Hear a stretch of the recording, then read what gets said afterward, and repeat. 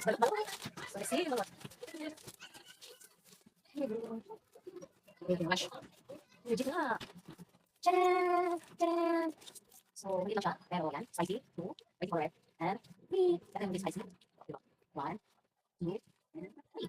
6 pieces for only 120 pesos. Yung ginawa ko, nag-ready lang ako ng dalawang maanghang at saka dalawang hindi maanghang. So, ang gagawin natin ay magpakulo lang tayo ng mainit na tubig para initin lang tong balot na ito. Tapos, ibabad lang natin ng 5 minutes. So, may pinakulo na ako ng mainit na tubig. Ano po? Ayan. Kita nyo naman yan. Yan. Kumukulo at umuusok-usok pa. So, kailangan lang natin siyang punuin. Para naman, at least, mababad talaga siya totally. Okay, 5 minutes people, okay? 5 minutes. Kailangan bagong kulo. So, ayan. Hintayin natin ng 5 minutes. Pwede na natin kainin. Ayan, natikman na natin ang ating online na balot. Kung napapansin nyo, mayroon na siyang tirang kain. Dahil, ayan, dahil nauna ko na kinain yung maanghang na yan, hindi ko napansin, hindi ko pala na kuhanan ng video. So, uulit tayo. So, ito yung maanghang na flavor ng ating balot. So, online, kinakalog-kalog meron siyang water. So, let's try na. Ayan. So, wala na tayong kawala dito sa TikTok. Lahat ay pwede na siyang bilhin. Kahit mabalot. Kita mo, kahit balot, pwede na siyang bilhin. Don't mind sa mga maingay sa labas. Talagang wala na akong magagawa dyan sa mga kapitbahay natin maingay sa labas. Anyway, ito yung balot na online. Kaka-order ko lang. Ang ginawa ko kanina ay nagpakulo lang tayo ng tubig at binabad lang siya ng 5 minutes para mainit yung ating balot. So, try. Maingay, diba, sa labas? Mga bata naglalaro yun. Hayaan nyo na. Kasi mga bata naman.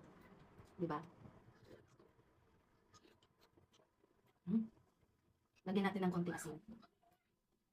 Kunti lang. Kasi kaya hindi na ako nagsusuka kasi gusto ko siyang tikman ng buo. Kung ano talaga ang lasa kasi nga de-flavor na siya. Ang galing, no? Paano ito nilalagyan nilang medyo maanghang? May kagat sa labi may kagat sa bibig. Masarap siya. Masarap siya, people. Tunay ang kinikilig ng balot na ito. Kaya doon sa mga mahilig sa balot at nagkikrave ng madaling araw na balot at saka sa hating gabi ng balot, eto na yung sagot ng inyong gusto. Mag-stock na kayo ng balot na ito kasi na pwede na mag-order online na balot. Akalain nyo yun. Ang galing. Ang galing ng ginawa nilang ito. Pwede na sa balot, pwede na sila. Ayan mo. Ito yung buong balot. Pwede na talaga sa online bumili ng balot. Pakita ko sa inyo. Okay, ganyan natin para makita niyo. Okay? Kasi sa kabila ko siya ito. Yan. See? Oops. Oops. Ayan yung balot. So, ito, kakainin natin ang buo.